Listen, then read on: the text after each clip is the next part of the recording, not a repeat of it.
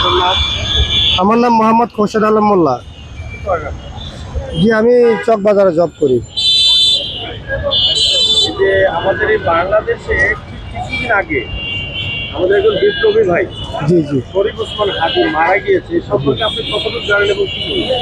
শরীফ ওসমান হাদি আসলে আমাদের বাংলাদেশের মানুষের জন্য কিন্তু বিপ্লবী একজন মানুষ ছিলেন এবং যাই কিছু উনি শিক্ষা দিয়ে গেছেন আমাদেরকে সত্যের পথে কিভাবে লড়তে হয়, সত্য কথা কিভাবে বলতে হয় এবং সত্যের জন্য কতটুকু সাহস প্রয়োজন সেটা কিন্তু ওসমান হাদি কিন্তু আমাদেরকে আঙ্গুল দিয়ে দেখিয়ে দিয়েছেন।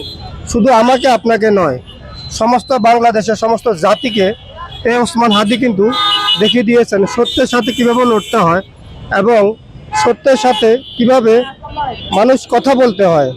তাই আজকে শহীদ ওসমান হাদি শহীদ হয়েছেন, এর পিছনে অবশ্যই কোনো না কোনো চক্রান্ত আছে। না হয় এত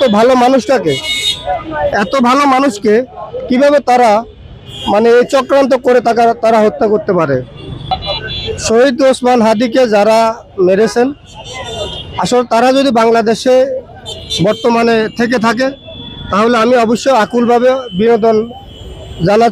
বিনতিভাবে আকুলভাবে আমি বাংলাদেশ সরকারের কাছে বলছি যে শরীফ ওসমান হাদির সাথে যারা হত্যাকারী জড়িত আছে তাদেরকে দৃষ্টান্তমূলক ফাঁসি কার্যকর করা হোক এবং তাদেরকে আইনের আওতায় এনে যতক্ষণ পর্যন্ত মৃত্যু না হয় ততক্ষণ পর্যন্ত ফাঁসিতে ঝুলিয়ে রাখা হোক।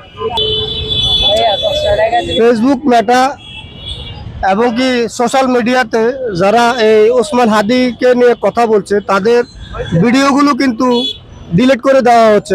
আমরা কিন্তু প্রতিনিয়ত খবর পাচ্ছি সত্যের সন্ধানে এবং কি সাহসী যোদ্ধা ছিলেন একজন ওসমান হাদি। এই ওসমান হাদি সাহসের কথা পরিচয় দিতে গিয়ে তিনি কিন্তু হত্যা হয়েছেন। আর আমাদের পার্শ্ববর্তী দেশগুলো আমাদের বাংলাদেশের জন্য ষড়যন্ত্র চালাচ্ছে এবং কি শহীদ ওসমান হাদির যে ভিডিওগুলো তারা কিন্তু আস্তে আস্তে ফেসবুক সোশ্যাল মিডিয়া থেকে সরিয়ে দেওয়া হচ্ছে। এটার কারণ কি আমি জানতে চাই দেশ ও জাতির কাছে এবং কি আমাদের বাংলাদেশ সরকারের কাছে। শহীদ ওসমান হাদির হত্যাকাণ্ডের পিছনে যারা আছে তারা যেন অবশ্যই দ্রুতভাবে গ্রেফতার করে তাদেরকে আইনের আওতায় আনা হোক।